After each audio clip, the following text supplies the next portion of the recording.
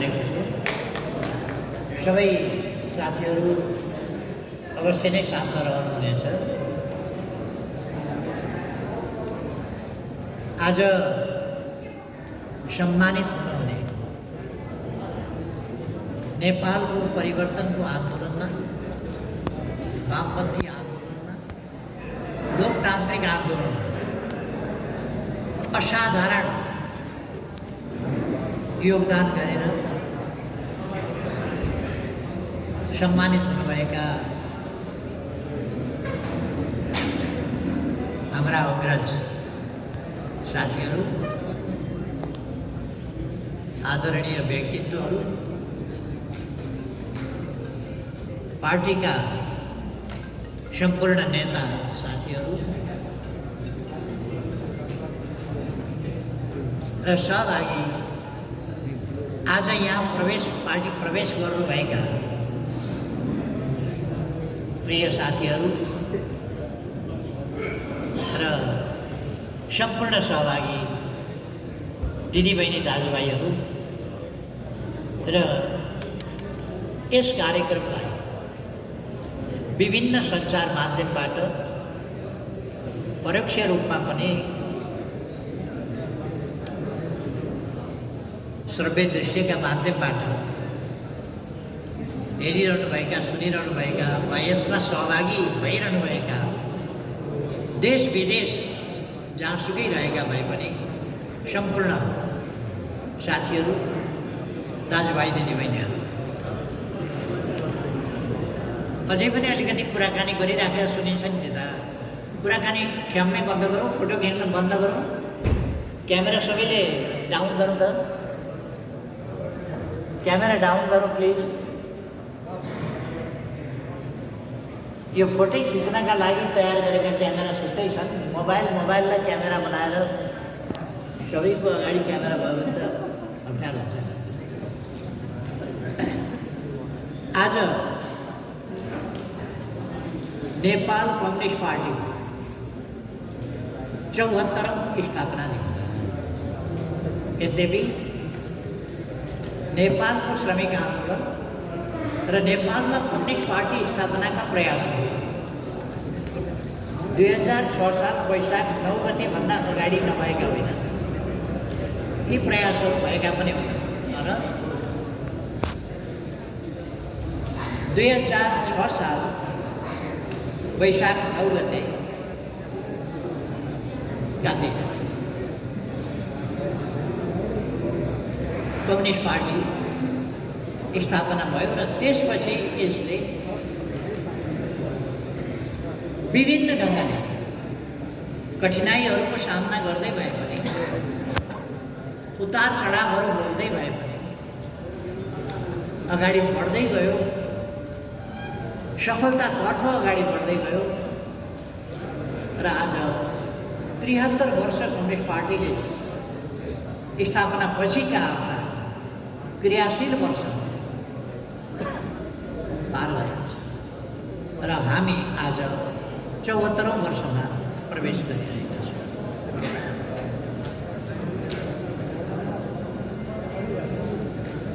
यस अवसरमा म सम्पूर्ण कम्युनिस्ट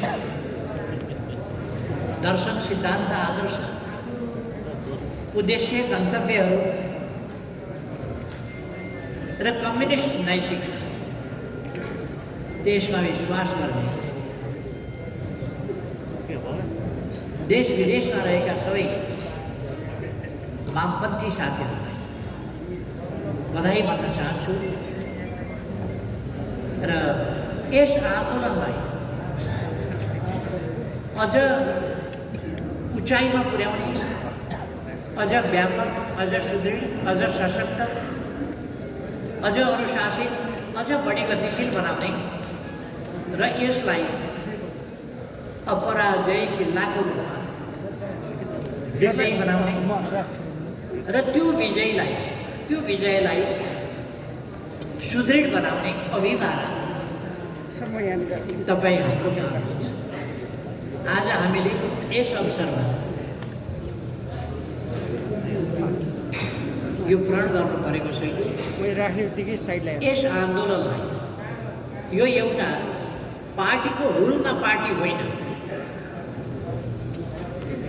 विचारहरूका नाम त्यही त स्कुल अफ थट्स भन्छ नि, विभिन्न विचार प्रवृत्तिहरूमा तिनीहरूमध्ये एउटा प्रवृत्ति मात्रै होइन।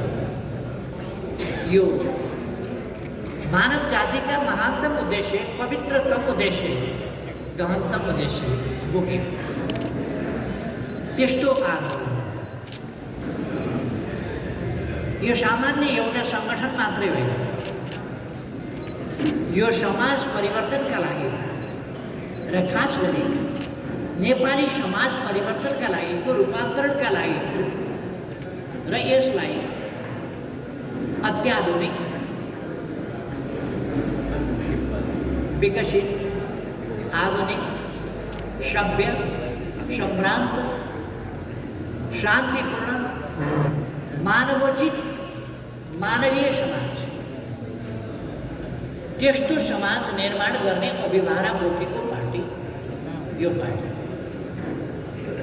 हामी एउटा सङ्गठनहरूमध्ये एउटा सङ्गठनका कार्यकर्ता होइन, खास सङ्गठनका कार्यकर्ता हौँ, विशेष सङ्गठनका कार्यकर्ता हौँ, जसको काँधमा इतिहास बदल्ने अवधारणा छ र त्यो बदलिएको इतिहासलाई निरन्तर प्रगतिशील दिशामा, उन्नत दिशामा अगाडि बढाउने अभिभावक छ। त्यस पार्टीका हामी कार्यकर्ता। यसै कारण मैले आजसम्म हामीले जुन यात्रा तय गरेका छौँ, यस यात्रामा यहाँसम्म ल्याउन आफ्नो जीवन आहुति दिने महान अमर शहीदहरूप्रति म पार्टीको तर्फबाट, सिङ्गै आन्दोलनको तर्फबाट नतमस्तक भएर हार्दिक श्रद्धाञ्जली अर्पण गर्न चाहन्छु। हाम्रा अग्रजहरू, हाम्रा पूर्वजहरू जसले यस आन्दोलनको बीजारोपण गर्नुभयो र यस आन्दोलनलाई कष्टका दिनहरूमा, प्रारम्भिक दिनहरूमा, प्रतिकूल दिनहरूमा, अँध्यारा दिनहरूमा, अप्ठ्यारा दिनहरूमा र तीव्र जङ्गली आक्रमण भइरहेका दिन जोगाएर, बचाएर वैचारिक, साङ्गठनिक आन्दोलन र व्यवहारको हिसाबबाट अगाडि बढाउन मार्गदर्शन गर्नुभयो, योगदान गर्नुभयो। यसका निम्ति म हाम्रा अग्रजहरूप्रति सम्मान व्यक्त गर्न चाहन्छु, अत्यन्तै आदरभाव व्यक्त गर्न चाहन्छु र हाम्रा शहीदका सपनाहरू पुरा गर्ने, तिनलाई साकार बनाउने, हाम्रा अग्रजहरूका सपनाहरू र अग्रजहरूले देखाएको मार्गदर्शन, त्यसलाई निरन्तर अगाडि बढाउने पार्टीको तर्फबाट, आन्दोलनको तर्फबाट प्रण पनि गर्न चाहन्छु। यतिखेर घाइतेहरू, अपाङ्गता बेहोर्नु परेका व्यक्तिहरू, पारिवारिक विशृङ्खलता भएका र अनेक दुःख, कष्ट, कठिनाई, यातना, ती सबै सहेर शरीरमा गोली लिएर होस् अथवा अपाङ्गता बेहोरेर होस्, यस आन्दोलनलाई योगदान गरेर, शिर ठाडो राखेर, आन्दोलनप्रति गौरव गरेर, सफलताको गाथा गाएर हिँड्ने घाइते, अपाङ्गता भएका साथीहरू, शहीदका परिवार सबैलाई स्मरण गर्न, सम्मान गर्न, उहाँहरूको उहाँहरूप्रति आदर भाव प्रकट गर्न चाहन्छु। आज हामीले केही साथीहरूलाई आज हामीले सम्मान गऱ्यौँ, तर सबै सम्मान गर्नुपर्ने साथीहरूलाई आजै सम्मान गर्न सक्यौँ भन्ने होइन। थुप्रै साथीहरू, सम्मान गर्न पर्ने साथीहरू, सम्मान गर्न लायक साथीहरू छुट्नु भएको छ। तर हामीले एउटा के देखाएका छौँ भने, आज के पुष्टि गरेका छौँ भने, जो साथीहरू आज सम्मानित हुनुभएको छ उहाँहरूले पार्टीले हामीलाई सम्झिरहेको छ भन्ने कुरा सायद ठान्नु भएको थिएन कि पार्टीले हामीलाई सम्झिराखेको छ, हामीप्रति पार्टी माया गर्छ र सम्मान गर्छ भन्ने कुरा उहाँहरूलाई लागिराखेका थिएन कि। तर हामी सम्झिरहेका छौँ र हाम्रा सहयोद्धाहरूका, हाम्रा अग्रजहरूका योगदानहरू, उहाँहरूका विगतका दुःख कष्ट तिनको मूल्य चुकाउन सकिँदैन। अमूल्य योगदान साथीहरूले गर्नुभएको छ, त्यसलाई नबिर्सन स्मरण गर्न र सम्मान गर्न सकिन्छ। त्यो कुरा हामीले गरेका छौँ र म फेरि एकपल्ट सम्मानित हुने साथीहरूलाई बधाई पनि भन्न चाहन्छु र शुभकामना भन्न चाहन्छु, सम्मान व्यक्त गर्न चाहन्छु। तपाईँहरूको स्वास्थ्य राम्रो रहोस् र तपाईँहरूलाई सहज, सुखी दीर्घ जीवन, स्वस्थ दीर्घ जीवन मिलोस्, शुभकामना छ। आज यस दिवसकै अवसर पाएर साथीहरू नेकपा एमालेमा प्रवेश गर्नुभएको छ। कोही हिजो नेकपा एमाले निर्माण गर्न हिँडेरै, निर्माण गर्न योगदान गरेरै, उल्लेख्य योगदान गरेर दुःख कष्ट उठाएर आएका साथीहरू, कोही नयाँ साथीहरू, कोही नयाँ पुस्ताका साथीहरू, नयाँ पिँढीका युवा साथीहरू आज नेकपा एमालेमा प्रवेश गर्नुभएको छ। अथवा सबैको बोली एउटै छ। पहिले एउटा गीत थियो, पूर्व आज के भन्छ, पश्चिमले के भन्छ, सबैको बोली एउटै छ। आज नेकपा एमाले भन्छ सबैले। यस गीतलाई अलिकति नयाँ बनाएर गाए पनि हुन्छ। पूर्वले के भन्दैछ, पश्चिमले के भन्दैछ, सबैको बोली एउटै छ, नेकपा एमाले भन्छ।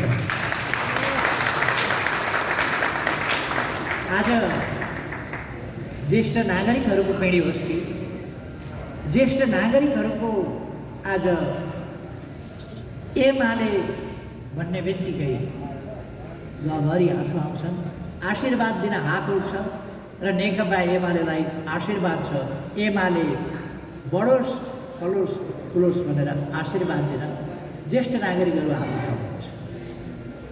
आज युवाहरू भन्नुहुन्छ हाम्रो आशा भरोसा एमालेसँग छ।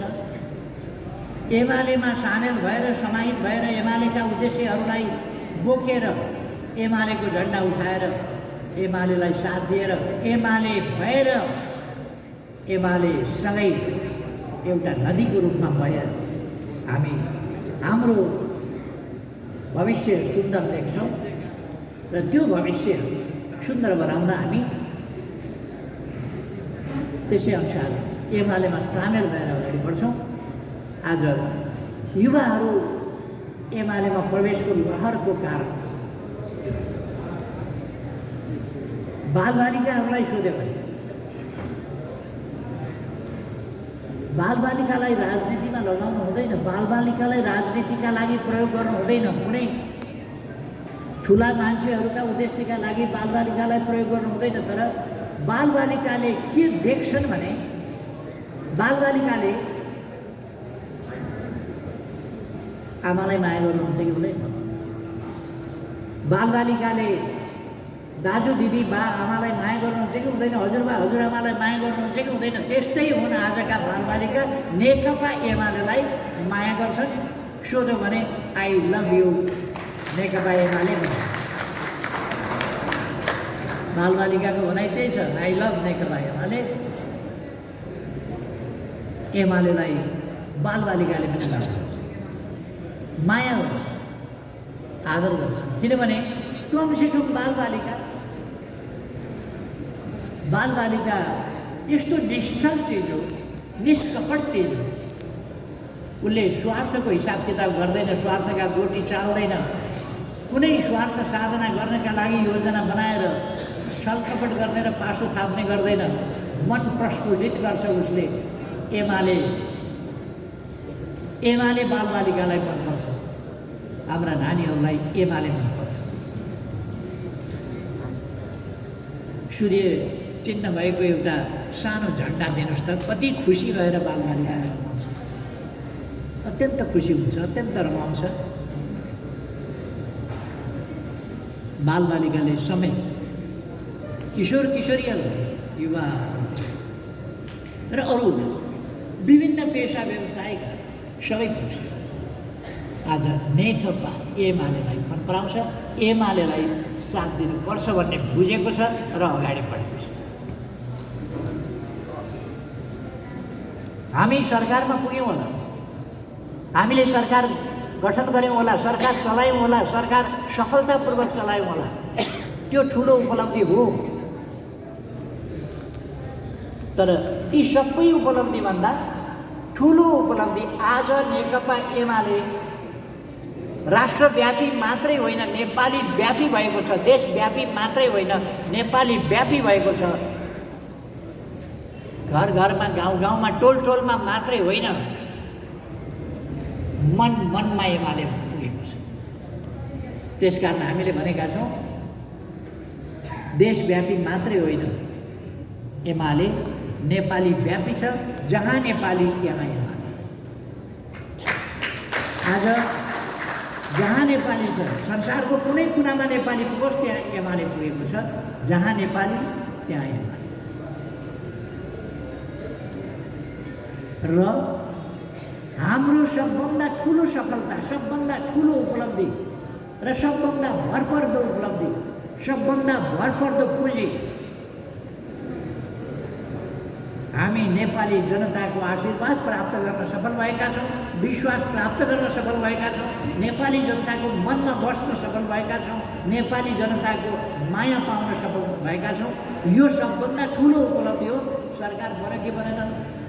सरकारबाट त अहिले जालझेल गरेर हामीलाई हटाएको छ नि। हामी फेरि पनि प्रसन्न किन छौँ भने, हाम्रो चेहरामा प्रसन्नता किन छ भने हामी नेपाली जनताका मनमा छौँ, मन मनमा छौँ, जन जनका मन मनमा एमाले छ। त्यसकारण यो उपलब्धि, यो सफलता नेकपा एमालेको सबभन्दा ठुलो सफलता र नेकपा एमालेले यो सफलता यी 73 वर्षमा बगाएको रकम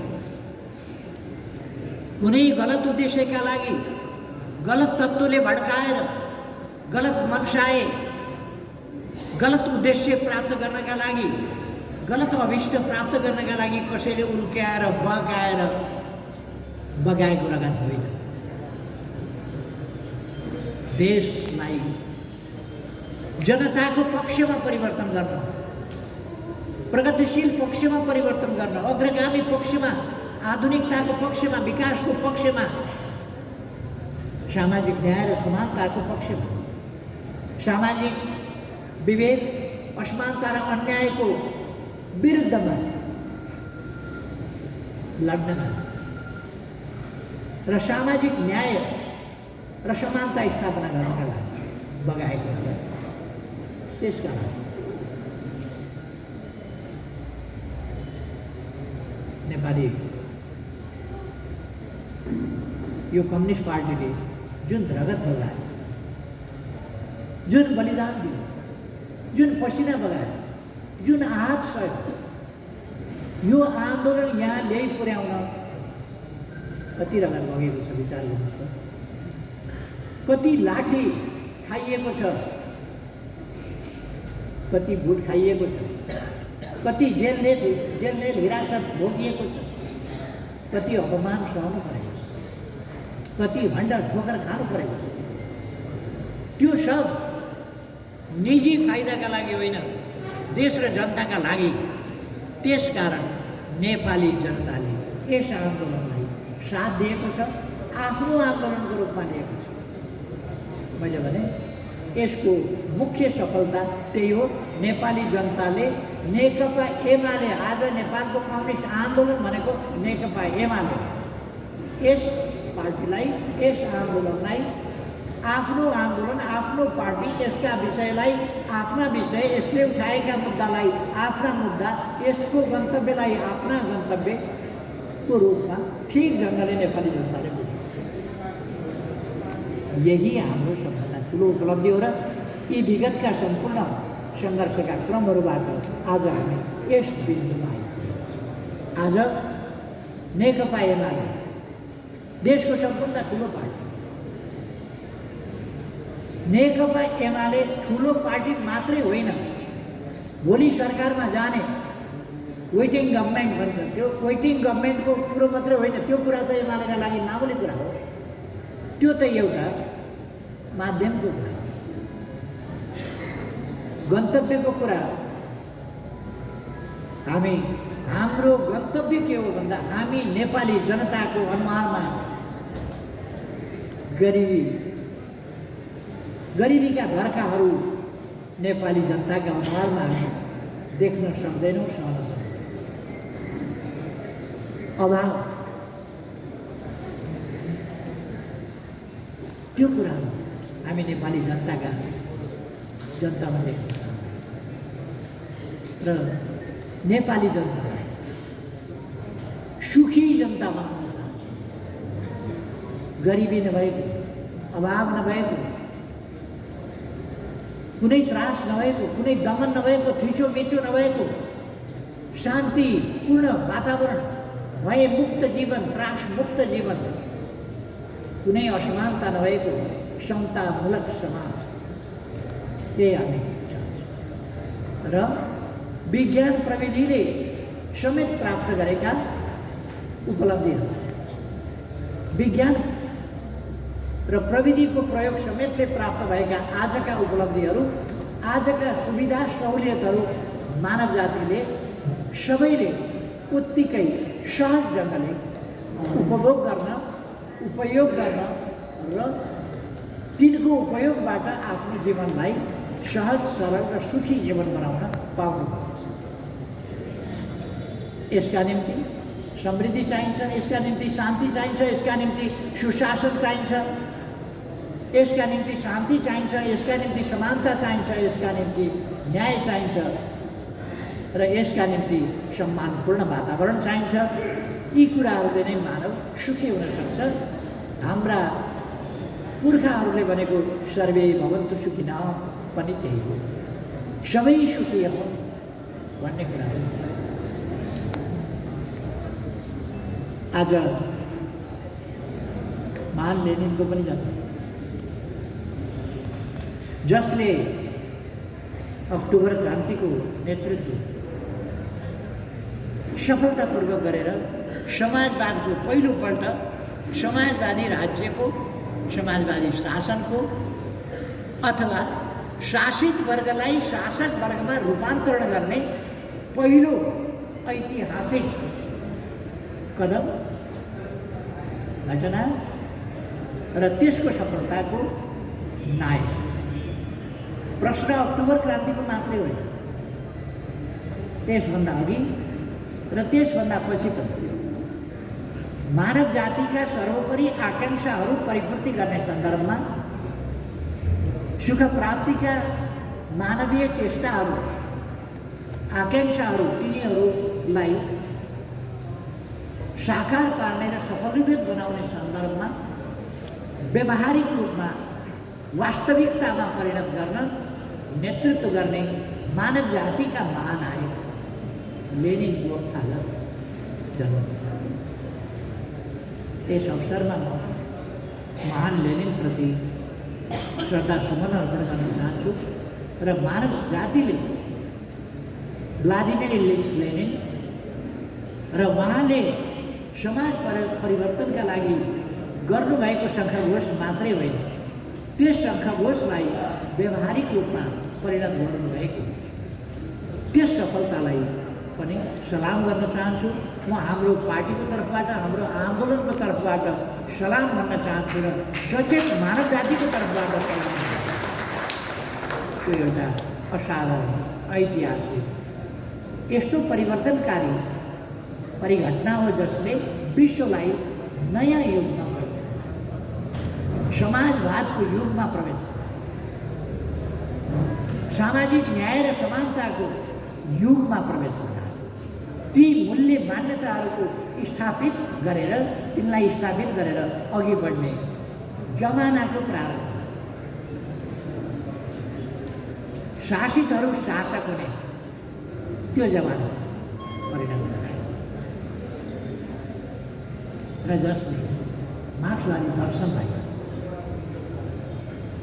खालि यो जडसूत्र होइन, व्यवहारको मार्गदर्शक हो भन्ने कुरालाई व्यवहार मार्फतै स्थापित गरेर, प्रमाणित गरेर अगाडि बढाउने काम गर्यो। त्यस्तो महान व्यक्तित्वलाई म सलाम भन्न चाहन्छु र उहाँकै जन्मदिन पारेर कम्युनिस्ट पार्टीको स्थापना भएको थियो। आजभन्दा 73 वर्ष अगाडि यत्तिकै यो संयोग होइन, अथवा यो जानेर बुझेर गरिएको। लेनिनको योगदानको महानता, त्यस योगदानको जो उच्चता छ, श्रेष्ठता छ, महानता छ, त्यसलाई बुझेर नै, त्यसको सम्मान स्वरूप नै पार्टीको स्थापना यसै दिन पालेर गरिएको।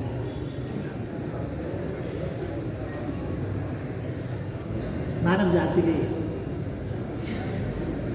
जातिले सुख प्राप्तिका लागि सामान्य रूपमा जैविक प्रवृत्ति नै हो सुरक्षित हुन खोज्ने जैविक प्रवृत्ति। तर मानिस सृष्टिदेखि नै सुरक्षित रहेर त आएन, ढुक्कको जीवन त बाँच्न पाएन। जति बेला आदिम जमाना थियो त्यस बेला चरम असुरक्षित, त्यो मानवीय सभ्यताको उठिसकेको अवस्थामा थिएन, एउटा जानवरको अवस्थामा।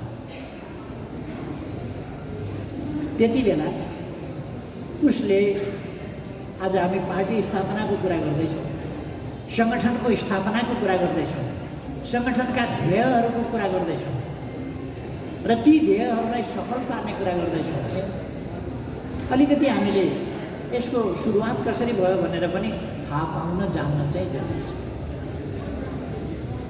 मानव जातिले स्वाभाविक रूपमा अरू जीव जस्तै, प्रारम्भिक अरू जीव जस्तै अवस्थाबाट सुरक्षाको चाहना राख्नु स्वाभाविक थियो। त्यो चाहना राख्दै अगाडि बढ्यो र जैविक प्रवृत्ति, पहिलो जैविक प्रवृत्ति जीवन भनेको सुरक्षाबाट अस्तित्वमा रहन्छ। सुरक्षा भएन भने त जीवन कसरी अस्तित्वमा रहन्छ? असुरक्षित भएपछि सिद्धिहाल्छ। त्यसकारण जीवन सुरक्षित रहनु पर्यो। सुरक्षापछि मान्छेले अरू सुख, बाँचेपछि अरू सुविधा सुख खोज्छ। पहिलो मान्छे सङ्गठित किन हुन थाल्यो? अरू जीवहरूमा पनि देखिन्छ यो सङ्गठित भएर झुन्डमा चल्ने, हुलमा चल्ने, बथानमा चल्ने, गोलोमा चल्ने, मौरी, अरिङ्गाल अथवा अरू प्रकारका यस्तै चिजहरू झुन्डमा रहन्छ, गोलोमा रहन्छ। पशुहरू पनि झुन्डमा रहन्छन्, गोलोमा रहन्छन्। अत्यन्त हिंसकभन्दा हिंसक हुँडार पनि, हाइना पनि झुन्डमा बस्यो भने ऊ आफू बाँच्नका लागि उसले शिकार गर्न सक्छ। त्यसकारण ऊ सुरक्षित पनि हुन सक्छ र उसले आहार प्राप्त गर्न र सुरक्षित रहन सक्छ।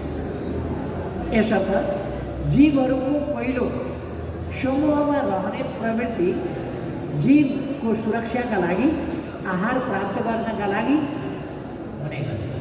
सुरक्षित जीवन जिउन र आहार प्राप्त गर्न। मानवको सङ्गठित स्वरूप पनि कबिलाई अवस्थादेखि, जङ्गली अवस्थाभन्दा पछि कबिलाई अवस्थादेखि पनि मानव त्यसरी सुरक्षाको लागि अरू जनावरहरूबाट हमला वा अरू झुन्डहरूबाट हमला विभिन्न समयमा यी हुँदै आएर अनि मानिस सुरक्षित हुन खोज्दै गयो। यस प्रयासमा अलिकति पछाडि फेरि साथीहरू बोल्न थाले जस्तो सुन्यो। मैले बोलेको सुनिँदैछ? सुनिया छ होइन? ठिक छ।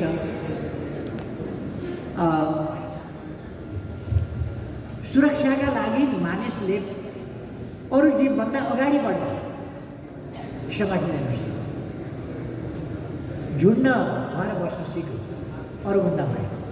र मानवीय मस्तिष्क मेमोरी पावरको हिसाबले र इनोभेटिभ क्यारेक्टरको हिसाबले अरूभन्दा असाधारण ढङ्गले श्रेष्ठ छ। अरू कुनै पनि जीवको भन्दा मानवीय मस्तिष्क श्रेष्ठ छ। यसले नयाँ तरिकाहरू अवलम्बन गर्दै गयो सुरक्षा, भोजन र प्रगतिका लागि। यसले थप प्रगति, उन्नति र इनोभेसन पनि, खोज पनि गर्दै गयो। यसै गर्दै जाँदाखेरि मानव जङ्गली अवस्थाबाट कबिलाई अवस्थामा गयो। जब कबिलाई अवस्थामा गयो तब उसले नाइके छान्न थाल्यो। पहिले स्वाभाविक रूपमा हामी मातृप्रधान समय भन्छौँ। आमा चिनिने, आमा चिनिएपछि आमाको साथमा आमाको झुन्ड हुने त्यो प्रचलनबाट पछि झुन्डमा जब लडाइँहरू गर्नु पर्न थाल्यो त्यस बेला सबल पुरुषको नायकत्व त्यो कबिलाहरूले, झुन्डहरूले खोज्न थाल्यो र मान्छे सङ्गठित गर्न थाल्यो। तर त्यो सङ्गठन आजको जस्तो सङ्गठन होइन। यस्ता सङ्गठित समूहहरू, झुन्डहरू बन्दै गएर मानव जातिका झुन्डहरूले, कबिलाहरूले, ती झुन्डहरूले बिस्तारै गणका, समूहका, समाजका रूप लिँदै बिस्तारै त्यहाँ हतियार, ढुङ्गाको प्रयोग, हतियारको प्रयोग, लाठीको प्रयोग आदि र तिनीहरू प्रयोग गर्नका लागि केही सबल व्यक्तिहरू, जवान लडाकु व्यक्तिहरू छान्ने क्रम सुरु भयो र यसरी लडाकु वा सैन्यहरूको अवधारणा पनि सुरु भयो, जसबाट एक ढङ्गले भन्ने हो भने राज्यको अवधारणा सुरु भयो। राज्यको अवधारणा पहिले बेग्लै ढङ्गले सुरु भयो। कबिलाको रक्षाको लागि राज्यको अवधारणा सुरु भयो, तर पछि जसको हातमा राज्य सञ्चालनको जिम्मा दियो ऊ आफै शासक भएर अरूमाथि दमन गर्ने, शासक र दमनको सामूहिक सुरक्षाका लागि, सामूहिक सुरक्षा प्रबन्धबाट अरूमाथि नियन्त्रणका लागि एउटा स्वार्थी समूहको शासकीय प्रवृत्ति हाबी हुने र शासन चाहिँ त्यसरी प्रयोग गर्ने कुरा हुँदै गयो। अज्ञानताले त्यसलाई डिभाइन थ्योरीमा पनि लग्यो, कहिले अरू थ्योरीहरूमा पनि लग्यो। त्यसमा म अहिले चर्चा गर्न चाहन्छु, किनभने हामीसँग समय छैन त्यसका निम्ति चर्चा गर्न।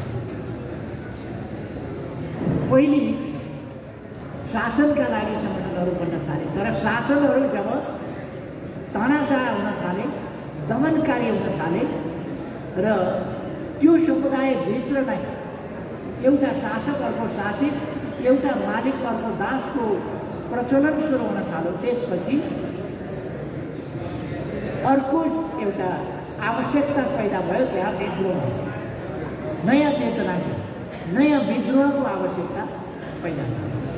त्यस विद्रोहको आवश्यकताले त्यस्तो सङ्गठित रूप लिइहाल्न सकेन। राज्य सङ्गठित भयो, अरू सङ्गठित भएर हिँडे पनि अस्थायी सङ्गठनका रूपमा मात्रै मजबुत भए। हामी इतिहासमा विभिन्न यस्ता कालखण्ड देख्न सक्दछौँ। सबै कुरा मानवीय न्याय, मानवीय सुख, मानवीय सुरक्षा अथवा मानव समाजलाई मानव समाज जस्तो बनाउने, आफू चाहिँ सुरक्षित र सम्पन्न सुखी हुने, अर्कालाई चाहिँ दमन गर्ने परिपाटी होइन। त्यसभन्दा राम्रो व्यवस्था, राम्रो परिपाटी र सबै सुखी हुने, उही सर्वे भवन्तु सुखिनः मानव जातिको चाहना रहिआयो। त्यसका निम्ति फेरि प्रयास सुरु भए, जसले विद्रोहहरू अगाडि बढाए। मानव इतिहासमा प्राय भन्ने हो भने रेकर्डेड कुरा गर्दाखेरि ईसाभन्दा 70 वर्ष अगाडि स्पार्टाकसको विद्रोह, ईसाभन्दा 70 वर्ष अगाडि स्पार्टाकसको विद्रोह सङ्गठित रूपमा ग्रिसमा सुरु भयो र त्यहाँ हजारौँको सङ्ख्यामा दासहरू सङ्गठित भएर दास मालिकहरू र उनीहरूको व्यवस्थाका विरुद्ध हमला गरेर लामै समय त्यो लडाइँ, महिनौसम्म त्यो लडाइँ चल्यो र अन्तिममा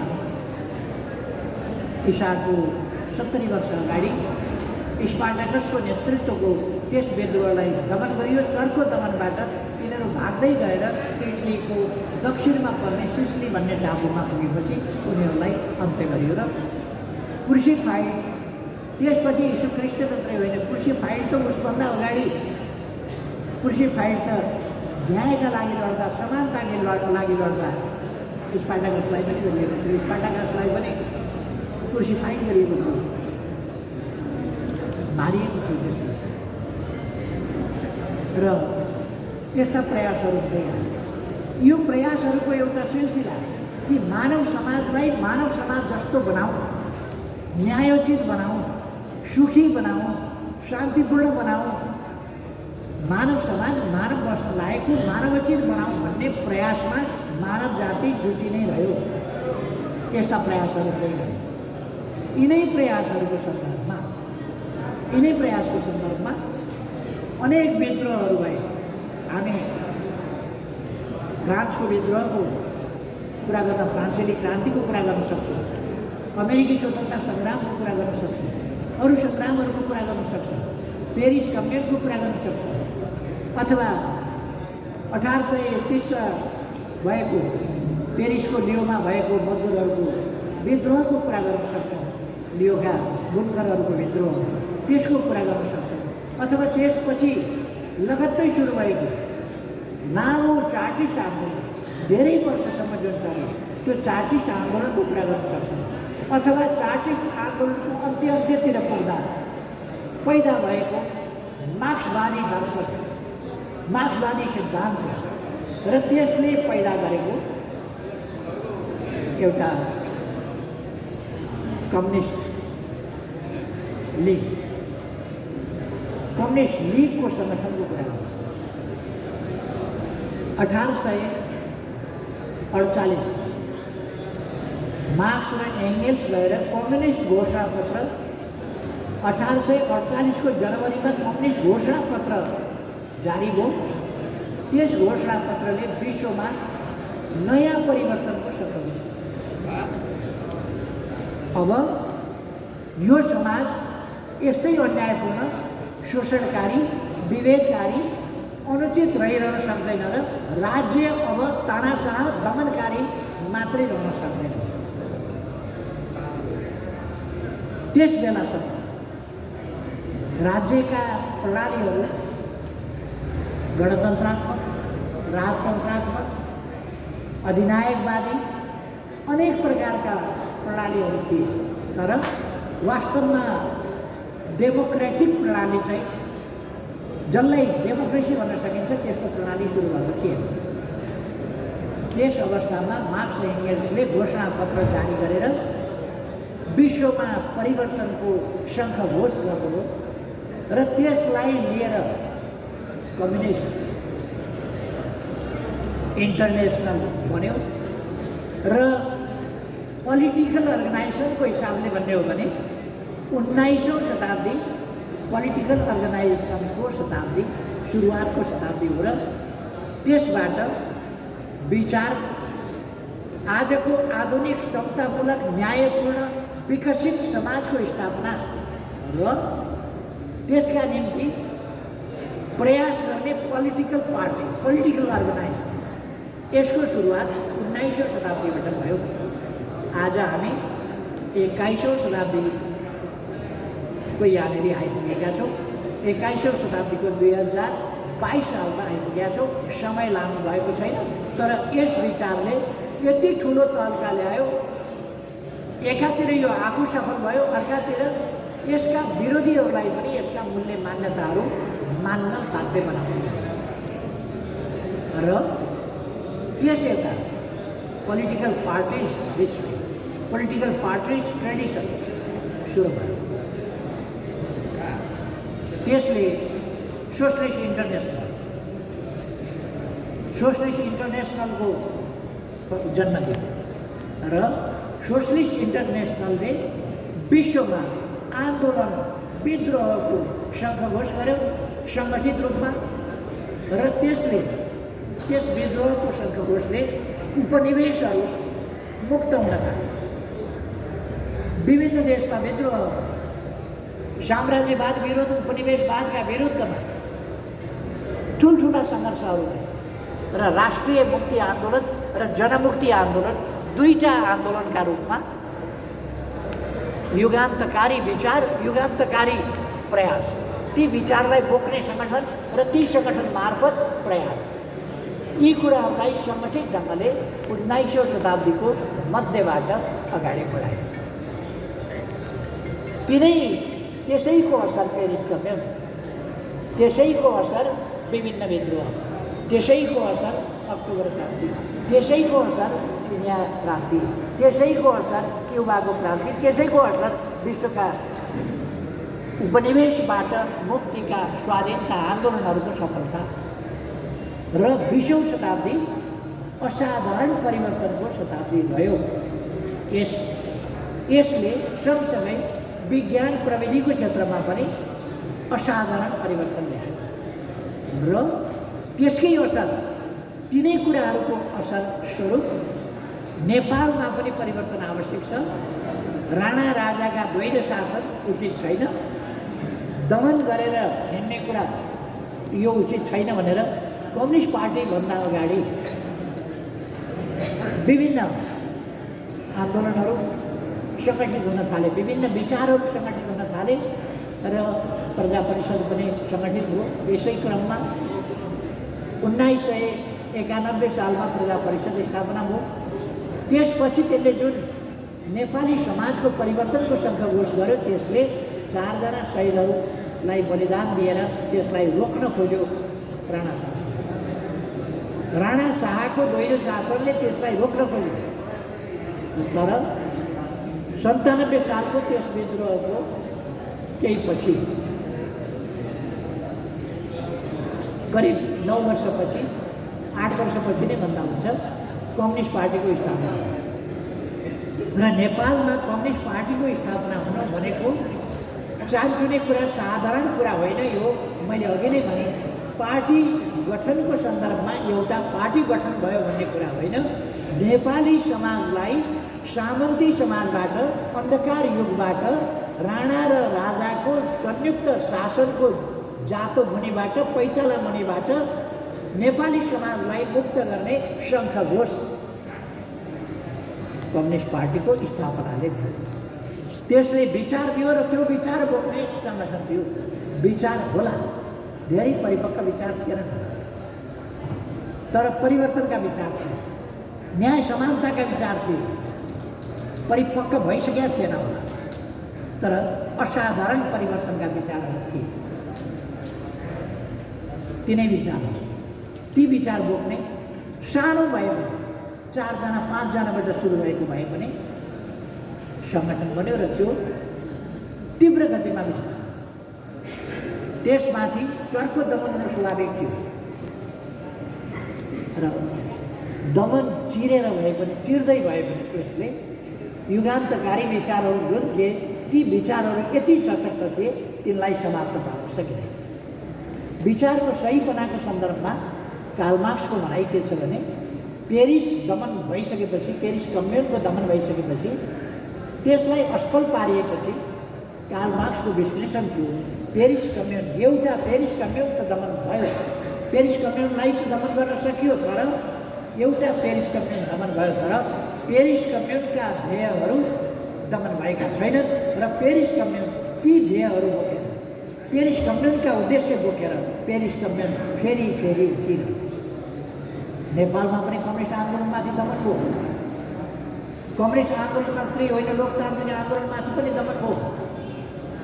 मैले पहिले पनि बोल्दाखेरि भन्ने गरेको छु, सामाजिक परिवर्तनका लागि आवाज उठाउँदा अछामका बाकाबीर अथवा गोर्खाका लक्ष्मण थापा अथवा भोजपुरमा योगमाया अथवा अरू कृष्णलाल, रामेछापका कृष्णलाल अथवा अरू धेरै, र 97 सालमा पुग्दाखेरि त 4 जनाको फाँसी दिएर खुलेआम हत्या भयो। तर राणा शासन पल्टिन्छ। पोलिटिकल पार्टीहरू पहिले अर्गनाइजेसन भन्दा मैले अघि नै भने आफ्नो सुरक्षाका लागि, सामूहिक सुरक्षाका लागि बनेका थिए, ती पछि समूहगत सुरक्षा र स्वार्थका लागि परिणत भए। त्यसपछि त्यसका विरुद्धमा विद्रोहहरू जन्मिँदै गए र पछिल्लो समय त्यस्ता सङ्गठित राज्यहरूलाई जनचेतना र त्यो चेतनामा आधारित सङ्गठनद्वारा जनबलबाट परिवर्तन गर्ने राजनीतिक सङ्गठनहरू त्यसलाई भनिन्छ।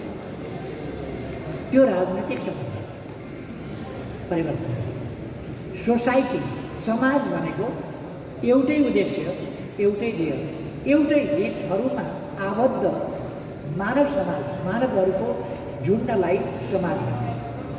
त्यो एउटा व्यवस्थित प्रणालीमा बसेको। तर पछि समाज चाहिँ त्यस्तो भएन।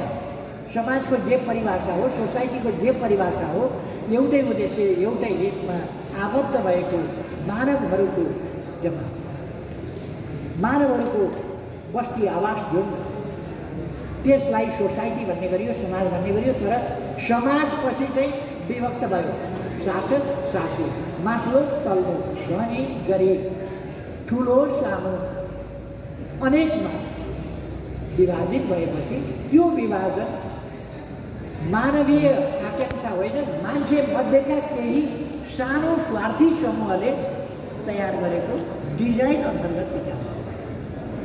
आम जनता त्यसका विरुद्ध रहेर यो आम जनताका लागि न्यायोचित समाज स्थापना गर्ने प्रयास निरन्तर अगाडि बढ्दै आउँदा नेपालमा पनि 2006 साल वैशाख 9 गते हाम्रा अग्रजहरू पुष्पलाल, नारायण विलास, नरबहादुर कर्मचार्य, मोती देवी,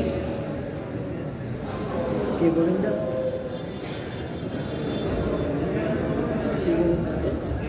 निरञ्जन गोविन्द समेतको पहल र मैले अघि पनि भने त्योभन्दा अगाडि पनि यस ध्येयमा मानिसहरू सामेल भइसकेका थिए र सङ्गठित प्रयासहरू भएका थिए, तर त्यसले निरन्तरता पाउन सकेन र हामीले 6 साललाई मान्यौँ र 6 सालबाट एउटा नयाँ युगको प्रारम्भ भयो, जनयुगको प्रारम्भ भयो, जनचेतनाको युगको प्रारम्भ भयो, जनचेतनाको व्यवस्थित युगको प्रारम्भ भयो र त्यो बढ्दै आएर आज हामी त्यस चेतनाको युगलाई, परिवर्तनको युगलाई प्रतिनिधित्व गर्ने जुन विचार र संस्था भन्यो, त्यो विचार र संस्थाको आज आइपुग्दा त्यसको स्वरूप के छ भन्दा त्यो विचारको स्वरूप जनताको बहुदलीय जनवाद छ। त्यसले आजको समयअनुसार गन्तव्य समृद्ध नेपाल, सुखी नेपाली पुगेका छ। त्यसले सामाजिक न्याय र समानता सहितको कुराहरू अगाडि सारेका छ। यसरी आज आइपुग्दा कम्युनिस्ट पार्टी या राजनीतिक पार्टीले सुरुमा कुनै पनि राजनीतिक पार्टीले के भन्ने गर्छन् भने नेपाली कङ्ग्रेस पनि अलिकति हाउभाउ गर्छ, हामीलाई हिंसामा विश्वास गर्नेको रूपमा परिभाषित गर्न खोज्ने र आफू चाहिँ शान्तिवादीको रूपमा परिभाषित गर्न खोज्ने। नेपाली काङ्ग्रेस पनि स्थापना हुँदा बल प्रयोग गरेर राज्य सत्ता कब्जा गर्ने र राणाशाही उल्टाउने नीतिका साथ स्थापना भएको थियो। कम्युनिस्ट पार्टी पनि त्यसै गरी बल प्रयोगद्वारा राज्य सत्ता प्राप्त गर्ने र न्यायोचित समाज स्थापना गर्ने नीतिका साथ नै स्थापना भयो। काङ्ग्रेसले पनि 7 सालमा हतियार उठाएको हो, हामीले पनि हतियार उठाएका हौँ 7 सालमा। त्यसकारण जसले पनि सुरुमा तानाशाही व्यवस्था छ भने तानाशाही व्यवस्थामा स्थापना भएका पार्टीहरूले बलजफ्ती नगरिकन सम्झाएर मान्दैन तानाशाहीले भन्ने कुरा बुझ्या हुन्छ र त्यस्तो तानाशाही उल्टाउनका लागि बल प्रयोगको विधि प्रयोग गर्नुपर्छ भनेर मान्दछ। तर तानाशाही नभएका बेला शान्तिपूर्ण ढङ्गले संवैधानिक बाटोबाट शान्तिपूर्ण ढङ्गले परिवर्तन सम्भव भएको बेला हिंसाको बाटो अपनाइन्छ भने त्यो उग्रपन्थ हुन्छ। त्यसले क्रान्तिलाई नजिक ल्याउने होइन, त्यसले क्रान्तिलाई टाढा बनाउँछ। कम्युनिस्ट पार्टीलाई लोकप्रिय बनाउने होइन, अलोकप्रिय बनाउँछ। कम्युनिस्ट पार्टीलाई सही नीति तर्जुमा गर्न सक्षम होइन, अक्षम बनाउँछ। कम्युनिस्ट पार्टीलाई जनतासँग गाँस्ने होइन, जनताबाट अलग्याउने र टाढा पुर्याउने बनाउँछ। त्यस्तो हिंसाले देशमा सकारात्मक परिवर्तन ल्याउने होइन, सकारात्मक परिवर्तनलाई कठिन बनाउने बाटोतिर, द्रोह बनाउने बाटोतिर लिएर जान्छ। त्यसै कारण हामीले जब शान्तिपूर्ण ढङ्गले परिवर्तनको सम्भावना देखियो अथवा प्रतिक्रियावादी शक्ति कमजोर भएको अवस्था देखियो, उसले जनउद्धार रोक्न सक्दैन, अब उसको दमनले रोक्न सक्दैन भन्ने अवस्था देखियो, त्यस्तो अवस्थामा हिंसा जरुरी छैन भनेर हाम्रो पार्टीले ट्याक्टिकलले होइन, कार्यनीतिक हिसाबले होइन, रणनीतिक हिसाबले नै हामी शान्तिपूर्ण बाटोबाट सामाजिक परिवर्तन गर्छौँ भन्ने उद्देश्य छ। जनताको बहुदलीय जनवादको खासियत, यसको विशेषता, मुख्य विशेषता के हो भने शान्तिपूर्ण माध्यमबाट सामाजिक परिवर्तन र रूपान्तरण गर्ने ट्याक्टिकल नीति, कार्यनीतिक हिसाबको होइन, रणनीतिक हिसाबले नै, सैद्धान्तिक र व्यवहारिक हिसाबले नै यसलाई शान्तिपूर्ण बाटोबाट सामाजिक परिवर्तन रूपान्तरण गर्न सक्ने र गन्तव्यमा पुग्न सक्ने गरी अगाडि बढ्ने, यो कुरा जनताको बहुदलीय जनवादले ल्यायो कम्युनिस्ट आन्दोलनभित्र, जुन कुरो असाधारण कुरो हो र साह्रै महत्त्वपूर्ण कुरा हो। सँगसँगै जनताको बहुदलीय जनवाद आज मैले यसको पनि आज व्याख्या गरिरहन्न, किनभने यो समय हामीसँग त्यति व्याख्या गर्ने छैन। तर जनताको बहुदलीय जनवाद आजको मार्क्सवाद हो, आजको लेनिनवाद हो, आजको कम्युनिस्ट पार्टीले अपनाउनु पर्ने सिद्धान्त हो, नीति हो, विचार हो, आजको कार्यक्रम हो, आजको बाटो हो। र त्यसै कारण हामीले जनताको बहुदलीय जनवादलाई हाम्रा सबै कामहरूको बाटो देखाउने, मार्गदर्शन गर्ने सिद्धान्त हो भनेको छ। यो यत्तिकै भनेको होइन, अकारण भनेको होइन, अर्थपूर्ण ढङ्गले भनेको। र आजको कम्युनिस्ट आन्दोलनको विरासत, कम्युनिस्ट आन्दोलन मात्रै होइन, नेपालको लोकतान्त्रिक आन्दोलनको, मैले अघि भने 91 सालमा स्थापित भएको प्रजा परिषदको पनि उत्तराधिकार यही नेकपा एमालेसँग छ, अथवा नेकपा एमाले नै त्यसको पनि उत्तराधिकार हो। त्यसर्थ आजको विचार जनताको बहुदलीय जनवाद, आजको परिवर्तनकारी पार्टी नेकपा एमाले, आज नेपालको विचार, नेपाल राष्ट्रको विचार, सही विचार जनताको बहुदलीय जनवाद, आज नेपाल राष्ट्रको सही पार्टी, नेपाल राष्ट्रलाई मुक्ति दिने पार्टी नेकपा एमाले। त्यस्तो पार्टीको हामी यहाँ स्थापना दिवस, 74औं स्थापना दिवस मनाइरहेको छ। यो अत्यन्तै गर्वको कुरा हो, खुसीको कुरा हो, हाम्रा उपलब्धिको कुरा हो। र आज हामी, मैले अघि नै भने,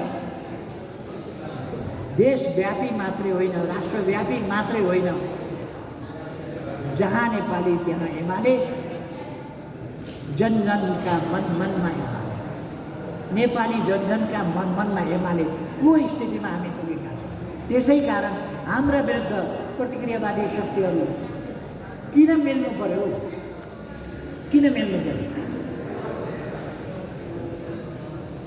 तपाईँहरूले युट्युबमा हेर्नुभयो भने बाख्रो खान पर्यो भने बाघ सिंह केही पनि हुल खसेर आउँदैन। एउटा अर्नामाथि एउटा जङ्गली भैँसीमाथि उसले हमला गर्नु पर्यो भने एक्लै गाह्रो हुन्छ उसलाई। त्यसो भएपछि उसले साथी खोजेर हुल लिएर आउँछ बाघले सधैँ, किन ठुलो जनावर त सकिँदो रहन्छ नि, सानोले भए त एमाले सानो भए त सिधै हाल्थ्यो नि। एमाले यसो साइज हेर्छन्, यसो गर्छन्, आकार हेर्छन्, अनि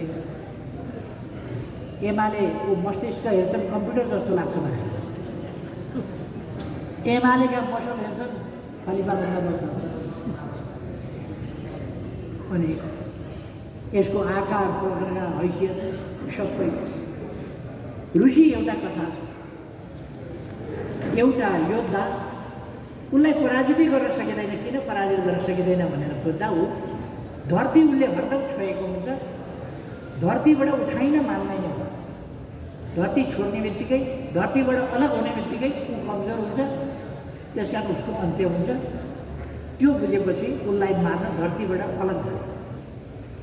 हामीलाई पनि यहाँ धरती भनेको हाम्रो जनता हो, जनताबाट अलग गर्न हामीलाई बदनाम गर्न खोज्ने, अनेक हिसाबका कहिले यो काण्ड भनेका छन्, त्यो काण्ड भनेका छन्।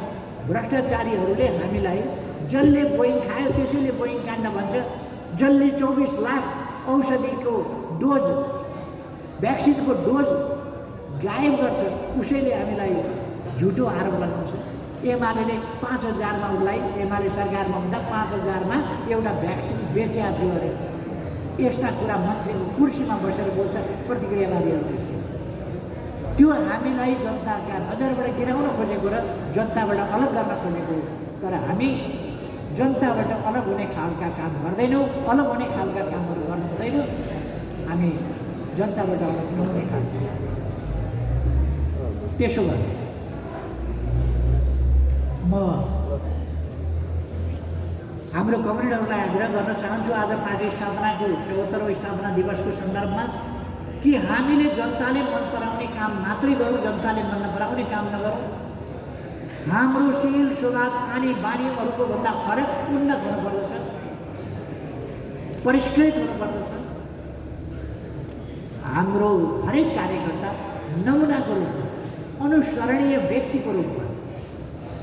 कार्यकर्ता कस्तो हुनुपर्छ भन्दा, पार्टीको कार्यकर्ता कस्तो हुनुपर्छ भन्दा तपाईँ हामीलाई दृष्टान्तको रूपमा मान्छेले देखाउने गरी त्यो अनुसरणीय व्यक्ति हुने गरी, जनताको सेवामा समर्पित भएर, देशको सेवामा समर्पित भएर देखाउने हिसाबले होइन, पवित्र मनका साथ, देशभक्तिको भावनाका साथ, देशलाई साँचो मनबाट, साँचो मस्तिष्कबाट माया गरेर, जनतालाई माया गरेर हामी काम गर्छौँ। म यही कुरा साथीहरूलाई भन्न चाहन्छु। आज हामीले चुनाव आउँदैछ वैशाख 30 गते, त्यसका लागि हामीले चुनाव घोषणापत्र आज जारी गरेका छौँ। केन्द्रबाट घोषणापत्र जारी गरेका छौँ र स्थानीय तह सबै ठाउँबाट आजै हामीले यसै घोषणापत्रसँग जोडेर, केन्द्रबाट यो भयो र यससँग जोडेर हरेक पालिकाले आफ्नो प्रतिबद्धता पत्र हामीले के गर्यौँ अब के गर्छौँ भन्ने कुराहरू पनि प्रकाशित गर्ने हुन्छ। र आज देशव्यापी रूपमा हाम्रो केन्द्रीय तह र स्थानीय तहबाट एकैचोटि घोषणापत्र र प्रतिबद्धता पत्र प्रकाशित भएको छ, जसको संक्षिप्तीकरण कमरेड वरिष्ठ उपाध्यक्ष कमरेड ईश्वर पोखरेलले राखिसक्नु भएको छ। संक्षिप्त, त्यसको संक्षिप्तीकरण, त्यसको हाइलाइट्स। अब म के भन्न चाहन्छु भने हाम्रो घोषणापत्रको सार तत्त्व हामी के गर्न चाहन्छौँ, के बनाउन चाहन्छौँ भन्दा समृद्ध नेपाल, सुखी नेपाली बनाउन चाहन्छौँ। त्यसका निम्ति सरकार नबनाइकन हुँदैन। हामी सरकार बनाउन चाहन्छौँ आगामी निर्वाचनबाट। आगामी आम निर्वाचनबाट केन्द्रीय सरकार बनाउन चाहन्छौँ हामी, प्रदेश सरकार बनाउन चाहन्छौँ हामी प्रादेशिक निर्वाचनबाट। त्यसै गरेर स्थानीय तहका निर्वाचनबाट स्थानीय सरकार हामी बनाउन चाहन्छौँ। घोषणापत्रका मसिना कुराहरूमा गइरहनु पर्ने धेरै आवश्यकता पनि छ। नेकपा एमाले के हो भन्ने कुरा अब हामीले घोषणापत्रमा अब हामीले ज्येष्ठ नागरिकहरूसँग गएर हामी वृद्ध भत्ता दिन्छौँ, वृद्ध भत्ता सुरु गर्ने पार्टी हौँ, वृद्ध भत्ता 4000 पुर्याउने पार्टी हौँ भनिरहनु पर्ला। सबैलाई थाहा भइसकेको छ अब जे यो देशका बुढाबुढी अपाङ्गता भएका अस्वस्थता भएका व्यक्तिहरू सम्झाउने पार्टी यही हो। सेना प्रहरी कर्मचारी सम्झाउने पार्टी यही हो। उनीहरूको सुविधा सेवा बढाउने, उनीहरूको स्तर वृद्धि गर्ने यही पार्टी हो। यो पार्टी सरकारमा छ, यसले गर्छ। मधेसमा नागरिकताको समस्या छ। नागरिकताको समस्या समाधान गर्न नदिँदा संसद नचलेका बेला पनि अध्यादेशबाट हामीले नागरिकताको समस्या संविधान बमोजिम नागरिकका सन्तानले नागरिकता पाउनुपर्छ भनेर व्यवस्था गर्यौँ। फेरि पनि त्यसलाई एमाले कार्यान्वयन गरेर छ। मधेस विरोधी एमाले भन्ने हल्ला चलाइयो। आज एमालेको लहर मधेसमा छ, किनभने एमाले नै हो जसले सुनकोशी मरिन डाइभर्सन पहरो फोरेर, सुरुङ खनेर, नहर बनाएर पहाडको खोलाको पानी पहरो छेडेर लगेर तराईको 1,85,000 बिघा जमिन सिँचाइ। यही पार्टी हुलाकी पैदलबाट त्यसलाई आज मेची महाकाली हुलाकी राजमार्ग बनाउने नेकपा एमाले, पूर्व पश्चिम राजमार्गहरूको कदर भण्डारी राजमार्ग नयाँ बनाउने नेकपा एमाले, पूर्व पश्चिम राजमार्ग 4 लेन 6 लेनको बनाउने, चौडा बनाउने 8 लेनको बनाउने नेकपा एमाले, जनकपुरमा रेल ल्याउने, फेरि रेलको ट्र्याक बिछ्याउने, लिङ्क बिछ्याउने, रेल किनेर ल्याउने, रेल कुदाउने एमाले। एमाले ठिक्क पारेको हुनाले एमाले सरकारबाट हटे पनि अर्काले उद्घाटन त गर्न पायो। एमाले तयार गरिदिया हुनाले एमाले नै हो। तराईमा जनता आवास कार्यक्रम अन्तर्गत गरिबलाई घर बनाएर वितरण गर्ने काम गर्ने एमाले नै हो। फुसका छाना छन् भने जस्ता पाता दिने एमाले हो र गरिबलाई घर दिने अभियानको रूपमा चलाउने, यत्रो भूकम्पले ध्वस्त पारेको नेपाललाई पुनर्निर्माण गरेर 7 लाख घर बनाएर जनतालाई पीडितलाई हस्तान्तरण गर्ने एमाले हो। एमाले विचार गर्नुहोस् त, एमाले नभएको भए हामीले गर्व गर्ने धरोहर आज हामी देख्न पाउँथ्यौँ, पाउँदैन थियौँ। काङ्ग्रेसहरू यो गठबन्धन त के भन्दैछ, यस्ता भ्यू टावर बनाउनु हुँदैन। अनि के त्यहाँ धान फल्छ त? धान धरारामा कहिले धान फल्थ्यो? अनि त्यहाँ के पसल राख्ने धराराका टुक्रा लगेर? भ्यू टावर त हो, तर यस्ता राष्ट्रका गौरवहरू उठाउनुपर्छ। हाम्रा मठ मन्दिरहरू अनि कति पैसा दिन्छ? तपाईँले कति दुध दिन्छ भने यस्तो त्यो गुजराती भैँसी किनेर बाँधेको हो, जर्सी गाई किनेर बाँधेको हो थलामा दुध दिनलाई? यस्ता कुराहरू हुँदै गर्छ। रङ्गशाला बनाएर एमाले समाप्त पार्यो अरे। म युवाहरूलाई भन्न चाहन्छु, रङ्गशाला खेल मैदानहरू युवाहरूका लागि रङ्गशालाहरू एमाले निर्माण गर्नेछ, खेल मैदानहरू निर्माण, ज्येष्ठ नागरिकहरूका लागि भ्रमण गर्ने पार्क गर्नेछ, वृद्धाश्रम ज्येष्ठ नागरिकहरूका आश्रमहरू बनाउनेछ, सडक बालबालिकाको अन्त गरिएको छ। सडक मानव सहयोगापेक्षी मानवहरू सडकमा आज छैनन्, नहुने गरी बन्दोबस्त गरिएको छ। त्यो एमाले गर्छ। र औद्योगिक क्षेत्रहरूको स्थापना होस्, खाने पानीको कुरा होस्, मेलम्ची आउँथ्यो र चैतभित्रमा मेलम्चीको पानी खसाल्छु भने होइन। चैतभित्रमा मेलम्चीको पानी होइन, मेलम्चीको पानी खस्दैन। त्यति बेला यिनीहरूले पानी ल्याउँछन् जति बेला बाढी पस्छ। मेलम्चीको पानीबाट बाढी खसाउँछन्, पानी होइन। अनि फेरि बनाउनका लागि 2 वर्ष लगाउँछन्, 2-4 वर्ष।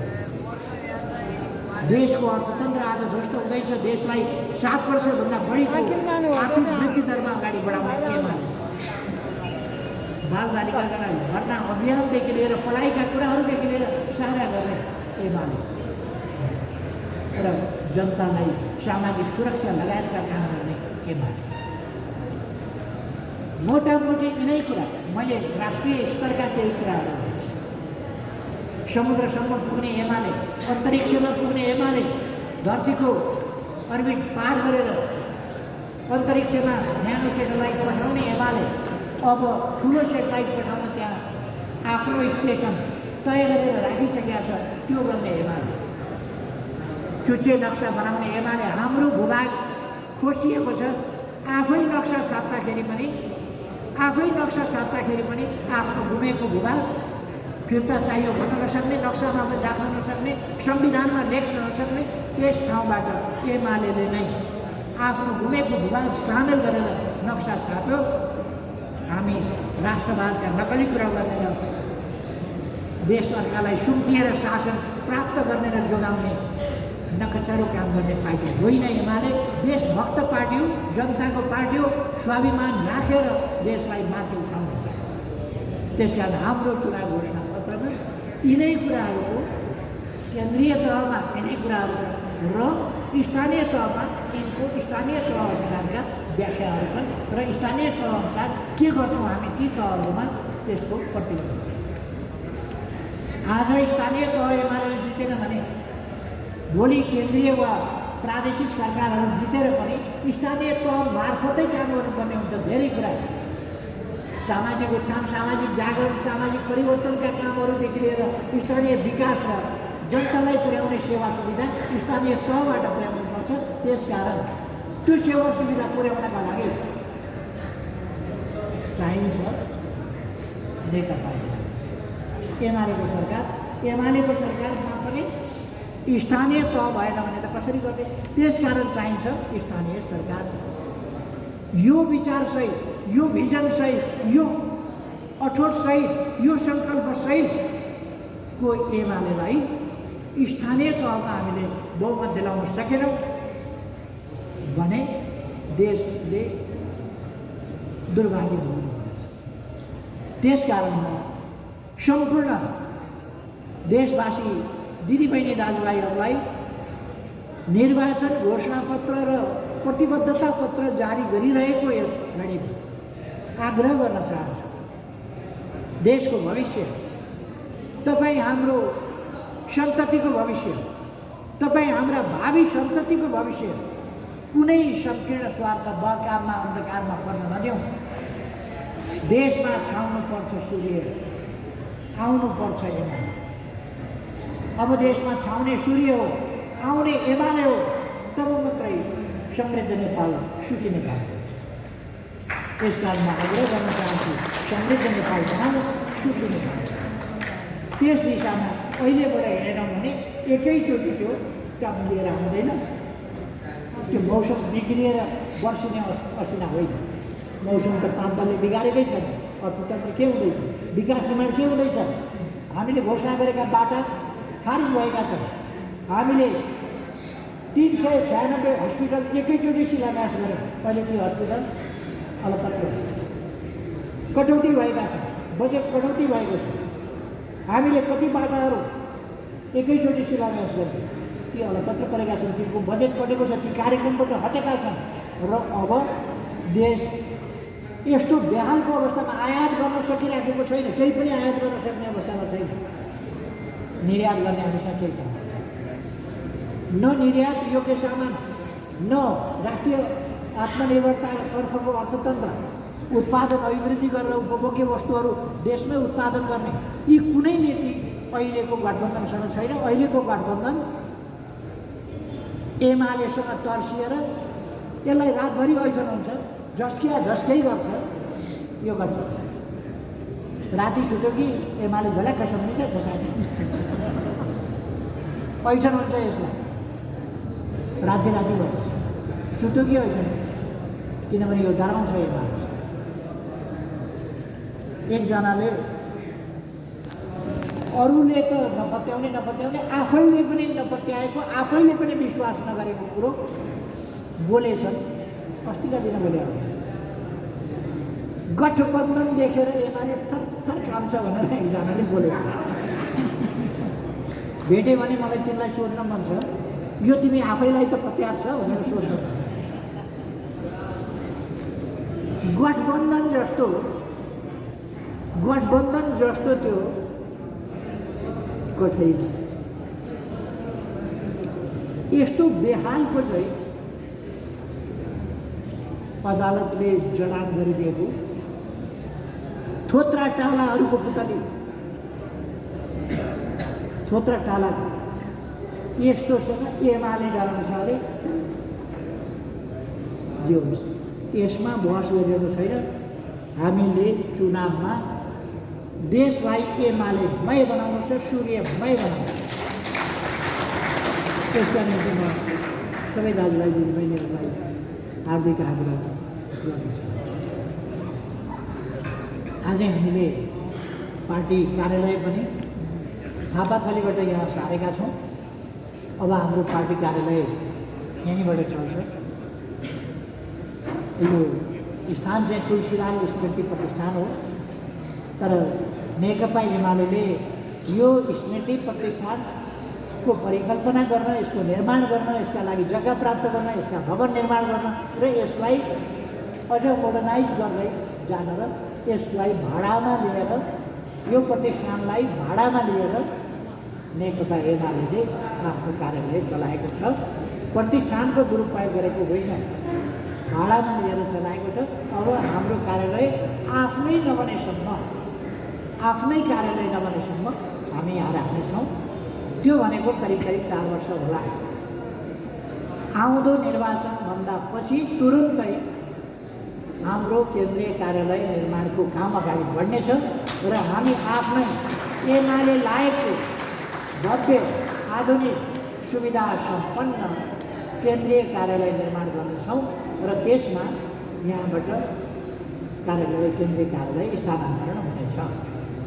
तबसम्म हामी यहाँ रहेका छौँ। यो पनि हाम्रो एउटा उपलब्धि हो। भूकम्पले हामीलाई हाम्रो कार्यालय भत्काएर हामीले बिरालाले छाउरा सारे जस्तो कहिले सामग्री लिएर एकातिर, कहिले अर्कातिर सारेर हिँड्नु परेको छ, कहिले घरमा बाँड्नु परेको छ।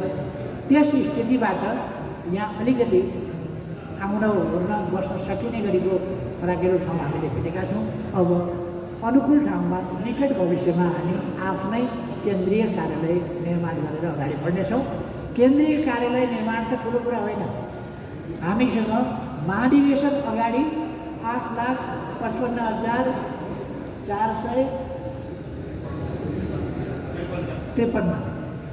सदस्य थिए महाधिवेशन अगाडि। अहिलेसम्म त कति सदस्य त्यो दिनै पछि प्रवेशको लहर छ। कति सदस्य पहिलेको सदस्यभन्दा थोरै प्रवेश गरे कि अलिक धेरै प्रवेश गरे नै थाहा छ। त्यसकारण अहिले कमसेकम 12-15 लाख पुगिसक्यो होला सदस्य। यस पार्टीले एउटा कार्यालय बनाउने धेरै ठुलो कुरा होइन। फेरि कार्यालय त कत्रो कुरा भयो, देशै बनाउने भनेर हिँडेको पार्टीलाई कार्यालय। अब हामी पहिले चुनाव निर्वाचन जित्ने र देशलाई नै नयाँ बनाउने सङ्कल्पमा इँटा थपेर अगाडि बढ्ने यस कदममा हामी सबै आत्मविश्वासका साथ अगाडि बढौँ। आज यो पार्टी देशको प्रमुख पार्टी, वैचारिक हिसाबले, साङ्गठनिक हिसाबले, आन्दोलनको हिसाबले, व्यवहारिक हिसाबले, हरेक हिसाबले प्रमुख पार्टी। आज नेपालको विचारको स्तर के हो भन्ने हो भने एमाले स्ट्यान्ड। कतिवटा यसो मेटेरियल्समा लेख्या देखिन्छ नि, अमेरिकन स्ट्यान्डर्ड। हामी नेपालमा भन्न चाहन्छौँ एमाले स्ट्यान्डर्ड। वैचारिक स्ट्यान्डर्ड एमाले स्ट्यान्डर्ड, सङ्गठन स्ट्यान्डर्ड एमाले स्ट्यान्डर्ड, कामको स्ट्यान्डर्ड एमाले स्ट्यान्डर्ड, मिटिङ बैठक आदि इत्यादि सञ्चालन गर्ने एमाले स्ट्यान्डर्ड, नीतिहरू एमाले स्ट्यान्डर्ड। राष्ट्रिय नीति भनेका एमालेका नीति हुन्, एमालेका नीति राष्ट्रिय नीति। एमालेका नीति छुट्टै, राष्ट्रिय नीति छुट्टै अब हुँदैन, किनभने एमाले भनेको देशको सबभन्दा एडभान्स अर्गनाइजेसन, त्यसका नीति राष्ट्रिय नीति। तसर्थ राष्ट्रिय नीति कार्यान्वयन गर्न राष्ट्रिय तहमा एमाले, हरेक ठाउँमा तिनै तहमा एमालेको सरकार चाहियो। यसपल्ट साथीहरूले के नाम गर्नुभएको छ? 7 सूर्य 7 सात के पो भन्नु छ नारा?